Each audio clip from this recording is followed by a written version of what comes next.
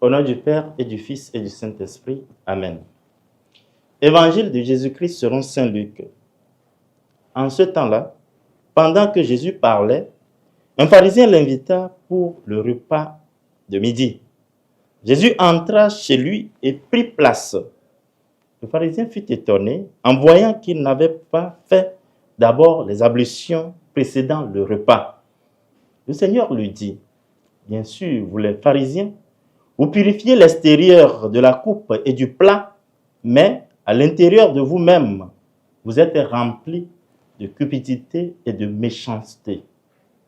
Insensé, celui qui a fait l'extérieur, n'a-t-il pas fait aussi l'intérieur? Donnez plutôt en aumône ce que vous avez, et alors tout sera pur pour vous. » Acclamons la parole de Dieu. Louange à toi, Seigneur Jésus. Esprit Saint, éclairez-nous. Esprit Saint, éclairez-nous. Nous sommes au mardi 14 octobre 2025, dans la 28e semaine du temps ordinaire, année C. L'évangile d'aujourd'hui nous invite à la pureté du cœur. Jésus s'invite chez un pharisien, un observateur de la loi de Moïse, et n'accomplit pas sciemment l'ablution rituelle. Il ne fait pas le lavage de mains avant le repas. Ce pharisien très regardant, zélé dans les pratiques rituelles, s'étonne de l'attitude du Christ, comme pour lui rappeler de purifier l'extérieur, de soigner son apparence. Jésus profite de la situation pour inviter ce pharisien à aller au-delà du soin de l'apparence extérieure.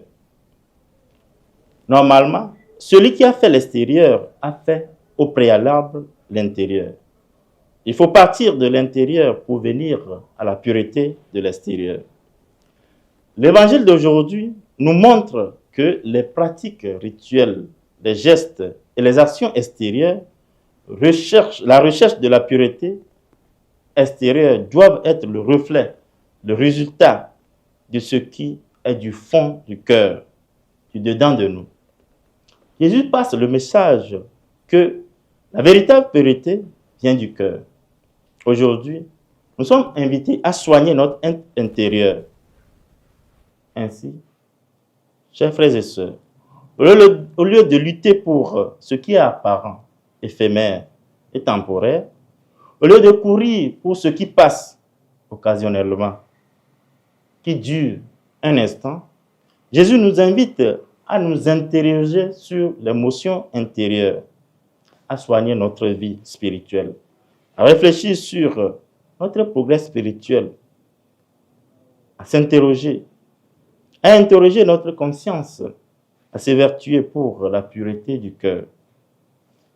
Il nous faut aujourd'hui forger un cœur pur, une intention pure, une conscience droite, une pensée et une volonté saine. Que cela advienne ainsi, aujourd'hui et pour les siècles des siècles. Amen. Au nom du Père et du Fils et du Saint-Esprit. Amen.